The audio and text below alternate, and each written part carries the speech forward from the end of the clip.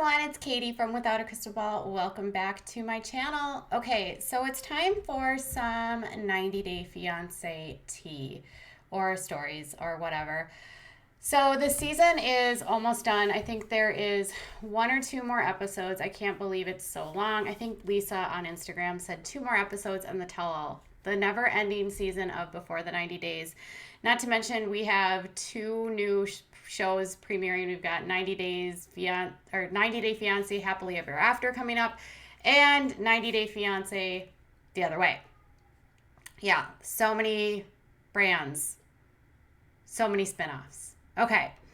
So Geoffrey Paschel has been one by far the most controversial character, and I call him a character because that's what he is, on the show Before the 90 Days. His and Varia's love from United States to Russia has been a pretty prominent feature, especially in this last episode. And their storyline has filled a lot of air on the show. When the season actually aired, or when the season began, a lot of rumblings had already started to get out about Geoffrey having been arrested in June of 2019.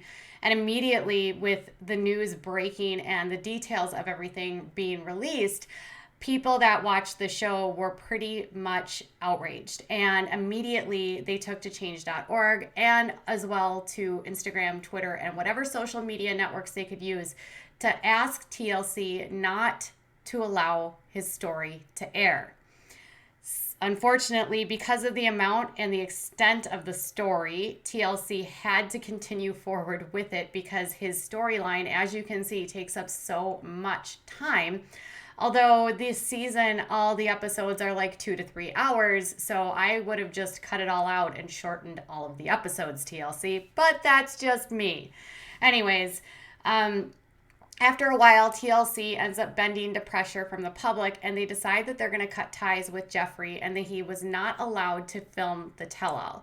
On Instagram, Geoffrey has been teasing that he will be releasing portions of his own tell-all as long as you subscribe and watch his YouTube channel. Okay, whatever. But he actually sat down with Dom Nati, who is, he's like claims to be some sort of celebrity publicist or something. He does reality television interviews. And Dom asked him some questions specifically about what happened in June of 2019 and how he felt about not being included in the tell-all. So I want to give you Geoffrey's side of the story, and then I want to detail for you what has been reported about what happened. And I think you'll see a very stark contrast. So in the interview, this is what he says. Oh, Mary's not at my house now. Okay, you're not spending like every night together? Yeah. I don't know, Mary's not at my house. Now, what about the charges against you? Like, do you feel like you're going to beat these charges? I don't feel like I'm going to. I know I'm going to. You're going to. I know the truth. And that's, you got all these people putting all this press and this negativity and whatever else out there. I know what happened. I was there, and I'm ready to face it. And every time my court day gets put off, specifically due to the pandemic, I'm pushing it, trying to get the quickest court date that I can and get this stuff over with. That's you, right? Yeah. No, it's okay. So I'm trying my best to push off or get this court date over with as fast as possible because I have everything I need to exonerate me. And this is all just a ploy. This is all just an agenda to try to make me lose custody of my child. And then your attorney feels confident too, and everything. Oh, absolutely. Yeah. When I first got arrested in June, it was for domestic assault, which is bad in itself, but it's a misdemeanor. They offered for me to plead guilty. They tried to drop the charges, but the victim didn't want to drop it, so she pressed forward, and they offered me no punishment whatsoever, just to have it on my record. I said no, absolutely not.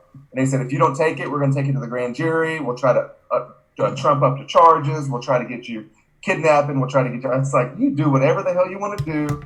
I am not accepting anything other than a full exoneration. So that's what they did. What about the tell-all? Like, is there a tell-all coming? Were you not invited to the tell-all? And I mean, what is going on there with that? That's correct. I feel that the network has bowed down to the pressure of a few thousand people as opposed to the 3.3 million people that, watch the show, which is unfortunate. We're in a different time now, the whole Me Too movement and whatever. So there's a lot of pressure to cower to, the minority in, wanting to make sure that they're not making the wrong decision, They didn't want to get into all the legal stuff, so I didn't I didn't give a lot of the legal stuff to them. If you're not going to be invited to the tell-all, like,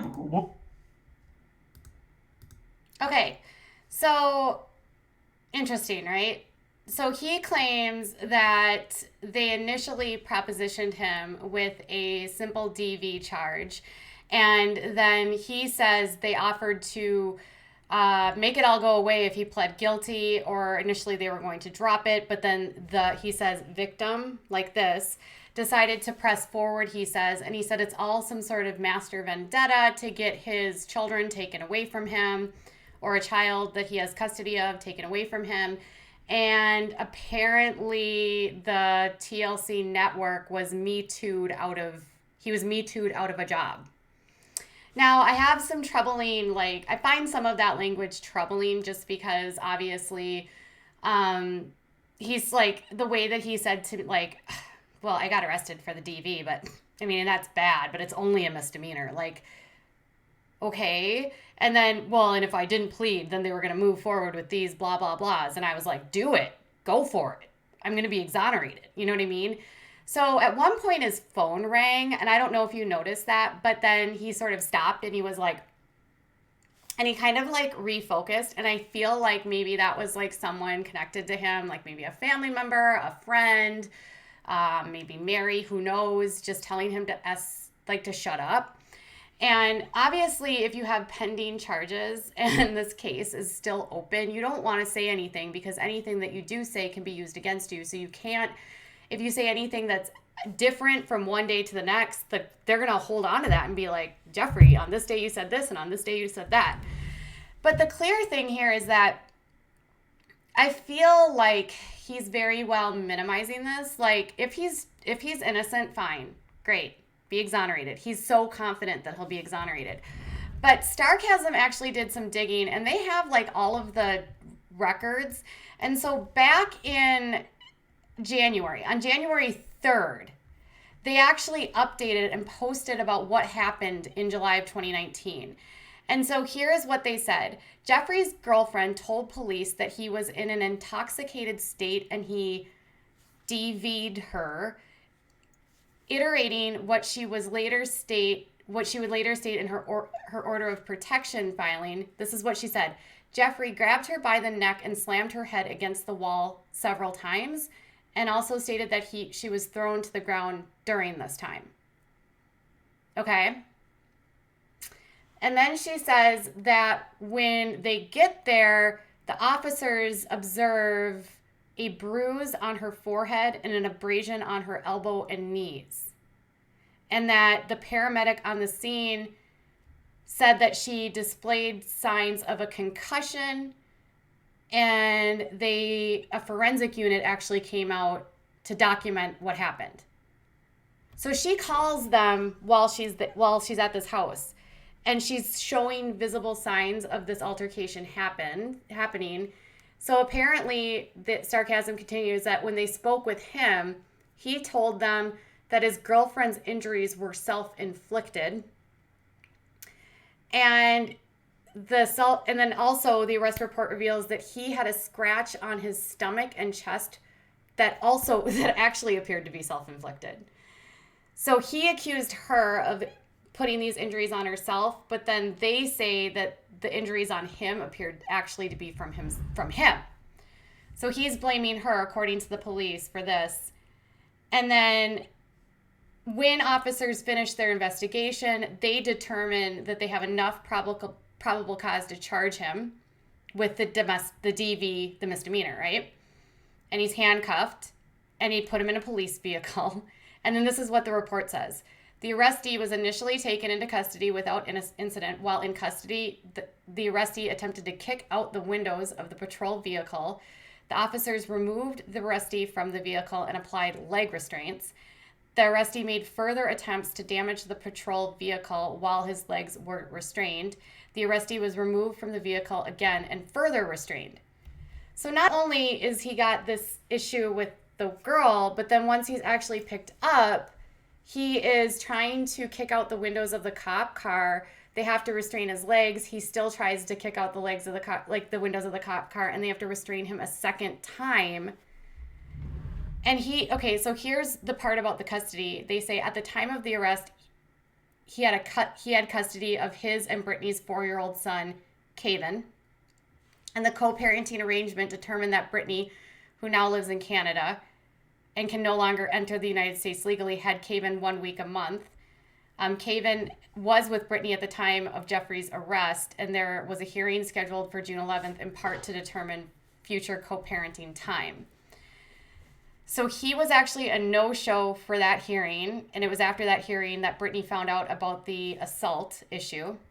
So basically, she's not involved. Brittany isn't involved with him, but she finds out about what happens with this, and she and her lawyer filed for an emergency motion to suspend the co-parenting time, and all of it was based on this very egregious allegation from what happened with the arrest.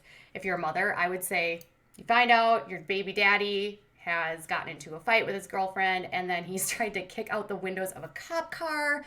I would be like, yo, you're not touching my kid. So the judge ended up siding with Brittany. And so she was given temporary physical custody of Cavan, according to them, according to Sarcasm. And then the thing is that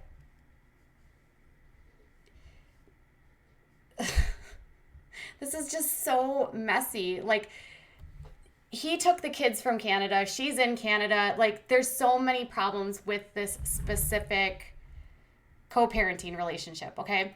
So co-parenting issues here. Sarcasm says this. Brittany lost custody because she took the son to Canada without permission on July of 2017. And she did so because she said she feared for her safety and the safety of her other children, in part because Geoffrey had a history of physical and emotional abuse. The judge actually ruled against her and insisted that the children be returned to Geoffrey. And then the younger son that he has, actually, their younger son actually ends up passing away in March. And then once they actually reach a co-parenting agreement, Brittany was to have Caven on 1 week a month, and then she was required to post a $25,000 bond with the court for insurance that she wouldn't try anything similar with him. And then the judge said to her this: the mother previously posted a $25,000 cash bond with the clerk of the court to secure her performance with the court's order, and the court hereby orders that the clerk shall return the sum of $5,000 to the mother upon the entry of this order. The remaining $20,000 be to remain on deposit with the clerk as bond subject to the court's previous orders. So they are still in the middle of this hearing, right? So she has temporary custody now of their son. And he claims that the mother, Brittany, and the ex-girlfriend somehow conspired together to make him do these things to this woman, and then that's why he loses custody. So I don't really understand. I don't really get this. I don't understand how these women actually conspired together. But here is actually, okay, let's go back to the actual night in question. So from the protection order that she filed, here's how she described the night. She wrote, when I got back to my house, I was by Geoffrey. He repeatedly bashed and slammed my head into the hardwood floors of my home, and then he dragged me throughout the house by my hair and continued throwing my body into the walls and furniture. I know this because of blood on my walls, furniture, etc. Also, the couch was overturned and the kitchen table was moved several feet.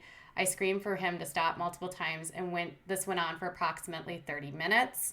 She said my nose was dripping blood into my mouth, so he made me wash my face with the lights off and blow my nose. He flushed the toilet paper down down the toilet when I was finished. He then ordered me to get into bed, which I did to stop any further ABUSE. He got on my phone and began deleting all my contacts, texts, emails, voicemails, pictures between us. He spent about 2 hours on my phone while I laid in bed beside him pretending to be asleep. He pulled the screen off the front of the phone and disabled it so I could not call or text anyone, and then put it on the bedside table. He also synced my iCloud to his MacBook. When he was finished going through my phone, he tried to embrace me and apologize. And I told him not to touch me and quickly jumped out of my bed and ran out the front door to my neighbor's house. And I rang her doorbell and asked her to call for help, which they immediately did. And then when they arrive, she says they arrest Geoffrey, and she goes to the hospital and she's diagnosed with a concussion, but she didn't have any bleeding on her brain. She was released from the hospital, and then when she gets home, she realizes that he has her car keys. And she claims this wasn't the first time this happened. She said in the past year, since we've been together, he has done this to me 4 other times, including pushing, hitting, choking, and verbal threats. So she gets the TRO, and this protection order is, against him. And then the son goes out to mom, and that's where we're at. So the court case is still ongoing. He has pled not guilty, and this is it. So he's really minimizing what this is and says that he was there and he knows. And if this is true, that these women made this elaborate attempt to set him up, that's insanity. And then how does that explain him having to be restrained by the police for trying to kick out windows, and then restrained again for trying to kick them out again? And then, I don't really understand how this is TLC bending to the pressure of the Me Too movement. It kind of, in a way, obviously you want to say they're innocent until proven guilty. You can only go off of what happened. Arrests can sometimes not always be true. But you have a woman who's going on record protection orders are sworn court documents. So he's alleging that she's literally perjuring herself, making these claims in these documents. And then they've charged him with not just the misdemeanors, but the kidnapping and all these other things. This is serious. And it's not just and then you've got the stuff with the officers. So how does TLC not do something? They have to respond. They probably wanted to cut him ahead of time, or maybe thought it would get resolved and it didn't. And then they just kept on with him. But I think even if he's innocent, you can't, as a brand, have this on looming over your head, because this is a big allegation, right? And I just feel like based on his behavior and his, again, innocent until proven guilty, but he seems to always just have the right answers. And he's one of those people that always seems to blame everyone for everything. He comes off to me as very impulsive, just with how, he ends things with Varia because she doesn't want to be with him, and she just said no. And, so you just kind of wonder, Geoffrey, is this typical? This isn't the first woman that's made these claims against him. His ex-wife says the same thing. It's hard to know, are these women conspiring or are they not? If they were, that would be diabolical, right? But if they're not, what he did is diabolical. And him poo-pooing it just makes him look, in my opinion, guilty. And the fact that he so desperately needs to defend himself and speak out makes me feel like he's guilty too. I don't know. That's just my opinion. Again, he's innocent until proven guilty. These are what his thoughts are. I don't know what your thoughts are. That's what Starcasm posted about the arrest. This is what he says to Dom Nati. What do you think are the actual things that happened? Let me know in the comments below. Bye, guys.